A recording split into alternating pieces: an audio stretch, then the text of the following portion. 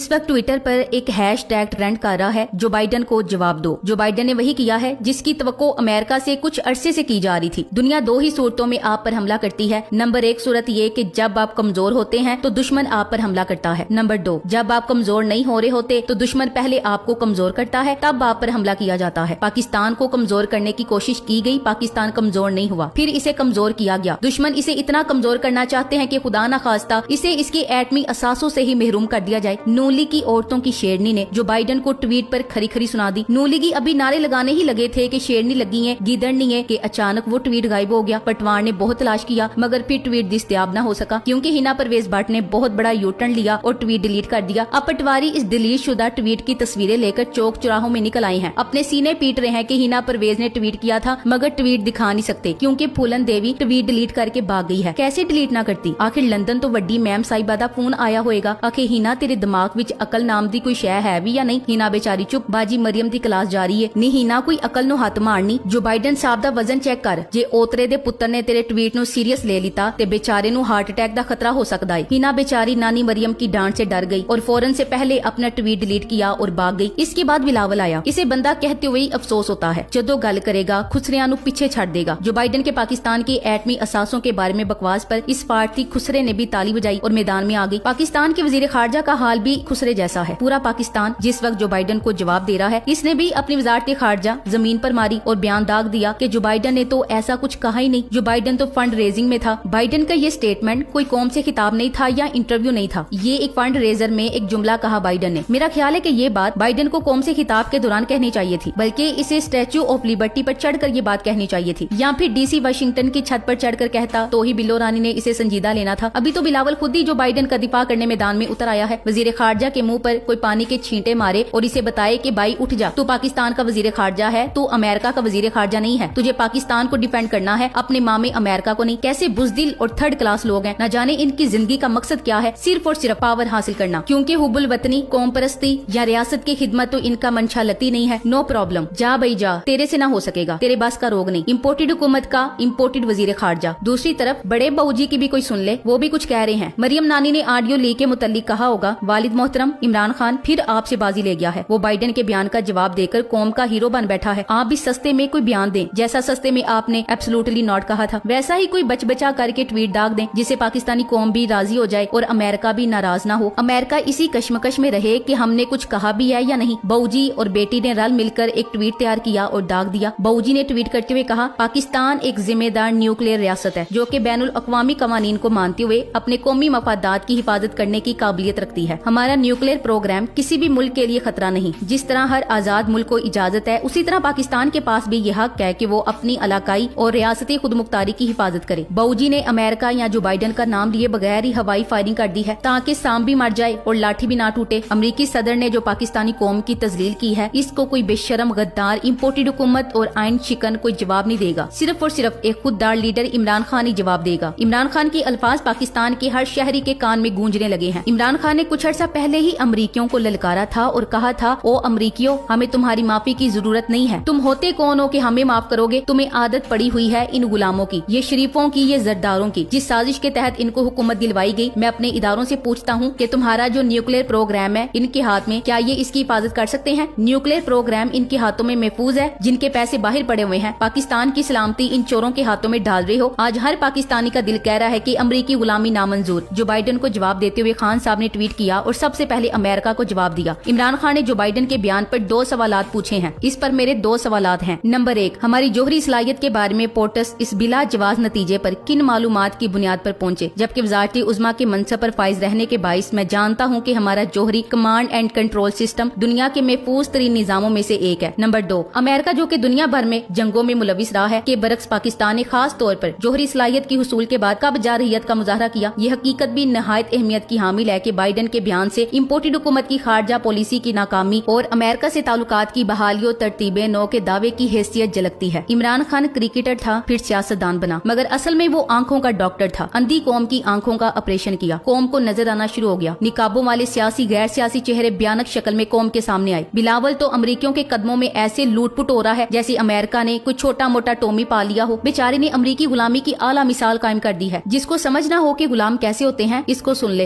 ये कोई official function नहीं था, ये कौम से खिताब नहीं था, ये पार्लियामान से खिताब नहीं था, ये इंटरव्यू गुफ्तगू नहीं था, ये फंड रेजर में और गैर रस्मी गुफ्तगू था जिसमें ये सेंटेंस इस्तेमाल किया गया।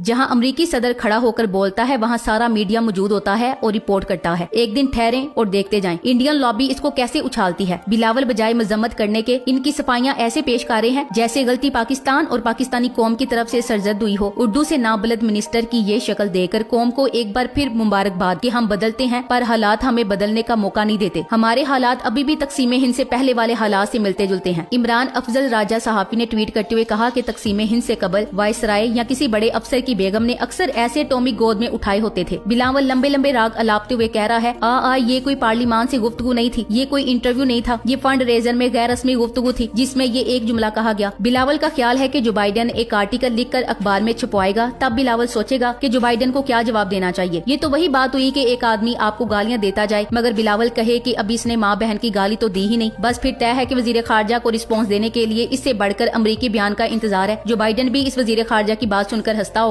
बिलो रानी का मतलब है कि अमरीकियों का हम गुलामों से बात करने का यही तरीकेकार है। आप लोग परेशान ना हो, हमें तो आदत है इनकी तू तरह सुनने की, चाहे निजी महाफिल हो या हुकूमती सतह पर, वो हम गुलामों से ऐसे ही बात करते हैं। हाँ ऑफिशियल हो तो मैं बाइडेन से बाज पुर्स करूंगा, बस कौम उस वक्त तक इंतजार कर ले। बिलावल को देखकर लग रहा है कि इसका बस नहीं चल रहा कि कसम उठा के कह दे कि जो बाइडेन के मुंह से निकल गया होगा। ज़हनी गुलामों की यही खास अदा है जो इन्हें अपने आका की नजर में खास गुलाम बनाती है। जो बाइडेन ने वैसे भी बिलावल को गोद लिया हुआ है, बेचारा भाग भाग कर सीवी ले जाता था अमेरिका, तब जाकर सुनवाई हुई। अब अपने अब्बू के खिलाफ कैसे बोलेगी बिल्लो रानी, मार खानिया क्या? अगले पूछेंगे नहीं कि लाई भी हम और आंखें भी हमें दिखाओगे, ये तो नहीं हो सकता ना। बयान जो बाइडेन ने दिया है काम पे बेचारे बिलावल की टांगरी है। इम्पोर्टेड सरकार और इसके हरकारी कहते हैं कि इमरान खान ने पाकिस्तान की अमेरिका और यूरोपीय मुल्कों के साथ ताल्लुकात खराब किए। जो बाइडेन ने तो आज दोस्ती की आला मिसाल कायम कर दी है। आप तो पूरे के पूरे अमेरिका के नीचे लेट गए मगर फिर भी अमेरिका ने आपको जूते मारने शुरू कर दिए हैं। अब आप अमेरिका की जानिब से दिए गए बयानात को डिफेंड भी करोगे। अमेरिका ने पाकिस्तान को माशी तौर पर नकारा कर दिया है। पाकिस्तान के डिफॉल्ट होने के चांसेस 81% हो गए हैं जबकि श्रीलंका ने 61% पर डिफॉल्ट कर दिया था। सिम्पसंस कार्टून में पेशगोई की गई थी कि 2015 में पाकिस्तान का एटमी प्रोग्राम तालिबान चोरी करके ले गए थे मगर जिसे अल्लाह रखे उसे कौन चखे। सिम्पसंस में दिखाई गई पेशगोई पूरी न हो सकी जबकि सिम्पसंस की तारीख में ऐसा पहले कभी नहीं हुआ कि इसने कोई पेशगोई की और वो पूरी न हुई हो। जैसा कि 9/11, कोरोना, पेंडेमिक और डोनाल्ड ट्रंप का अमेरिका का सदर बनना इसकी जिंदा मिसालें हैं। पाकिस्तान को टुकड़े टुकड़े करने की अमरीकी और इसराइली ख्वाहिश भी अभी शर्मिंदा ताबीर नहीं हो सकी और अल्लाह के हुक्म से न कभी पूरी हो सकेगी। मुद्दई लाख बुरा चाहे तो क्या होता है, वही होता है जो मंजूर खुदा होता है। रजीम चेंज ने पाकिस्तान को शदीद तरीन नुकसान पहुंचाया है। अब भी अगर पाकिस्तान के कट्टा धड़ताओं ने सिचुएशन पर होल्ड ना किया तो तारीख इन्हें कभी माफ नहीं करेगी। आम इंतखाबात ही पाकिस्तान को इस दलदल से बाहर निकाल सकते हैं। दादू वाले कह रहे हैं कि सिंध हुकूमत ने इन्हें जानबूझकर सैलाब में डुबोया है। बिलावल साहब जाएं जाकर दादू वालों को तो जवाब दें। अमरीकी चाकरी करने के लिए तो उम्र पड़ी है। Thanks for watching. Allah Hafiz.